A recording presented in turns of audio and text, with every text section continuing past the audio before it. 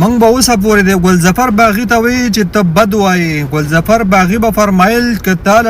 لړمانان په کار هغه بچوان نو لاړ شه د جماعت اسلامي والا نه د هغو یا د یو کارکون یا د جماعت اسلامي والا د یو سربره قبر ولټوه نو ټول به د بچوانو او د لړمانانو نه ډک پروت دي. دا چابۍ والا کیلونې بیا یې ورله په دې اشنغرۍ کې چابي ورکړې ده او 5 اګست چې د عمران خان د رهایۍ دپاره هغه کول ورکړی او د احتجاج د پی ټي آی د رهایۍ عمران خان د رهایۍ دپاره پی ټي آی کال ورکړی او عوام راوتو. بل طرف ته دوی ته چابي میلاو شوه په دې اشنغرۍ کې او په دې سنبۍ کې نو دا د عمران خان د رهایۍ هغه د احتجاج کول چې کوم هغه ناکامه کوي.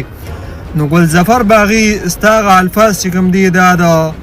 سونې په اوبو باندې د لیکلو دي چې چاله لړمانان او بچوان پکاري او ماران او خاماران پکاري نو د جماعت اسلامي والا قبر ولټوي دا به ټول نه ډک پروت وي ولې چې دا هغه منافقین دي چې دوی د پاکستان هم خلاف وو